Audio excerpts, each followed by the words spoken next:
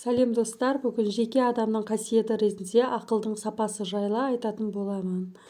Ойлау әрекеті жеке адамның ақыл қасиеттерін сипаттайды. Ақылдың неғұрлым маңызды сапаларын атап өтейік. Бірінші, ойдың тереңдігі, яғни теория мен практиканың аса қиын мәселелерін мәніне ене білу, оған түсіну, құбылыс себептерін ұғыну, оқиғалардың одан әрі барысын көре білу. Ақыл тереңдігіне қарама-қарсы сапа, пікір туғызудың, ойша қорытудың таяздығы. Мұнда адам ұсақ-түйектерге көңіл аударады да, ең басыларын көрмейді. Екінші, мәселені түгелімен қамтуға қабілеттілігін көрсететін ой өрісінің кеңдігі. Мұнда істің мәніне ғана еніп қоймайды, сонымен қатар онымен ненің байланысты екендігін туралы ойлайды. Оның үстіне процестің немесе құбылыстың ұсақ-түйектерін ойынан таса қылмайды. Үшіншіден, ақылдың икемділігі, яғни жағдайдың өзгеруіне байланысты өзінің қорытындылары мен шешімдерін қайта қарай білу.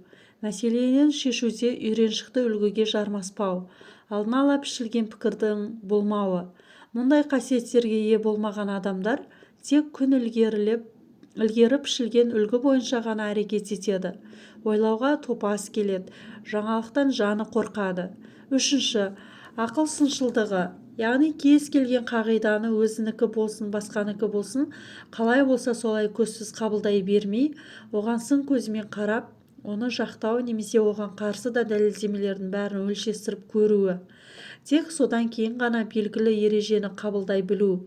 Басына алғаш келген ойды дұрыс екен деп санап, соған жармаса түсетін адамға қарағанда, қатаң сынап отырып ойлайтын адам қай мәселе жөнінде болса да неғұрлым дұрыс шешім қабылдайды. Ақыл ойдың тез және өз бетімен ойлау сияқты сапасын да көрсетіп өтуге болады.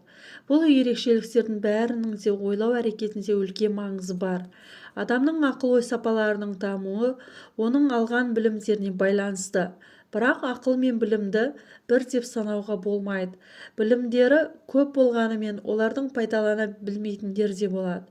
Ақылды жеке адамның белсенділігімен, өзінің ақыл-ой күшін пайдалы іс-әрекетке қолдануға әзір болуымен біріктірудің маңызы зор.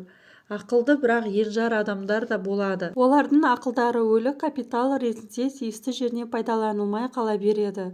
Ақылды адамның тиісті жеріне өз ақылын пайдалану үшін өз білімін бір жүйеге келтіру тән нәрсе.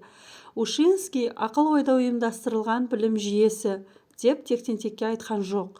Ақыл-ой тек үлкен істерде, күрделі теориялық және практикалық мәселелер шешуде ғана емес, сондай-ақ адамның күнделікті істерінде де ақыл-ойды оншалықты қажет етпейтіндей болып көрінетін қарапайым дене еңбектерінде де керек.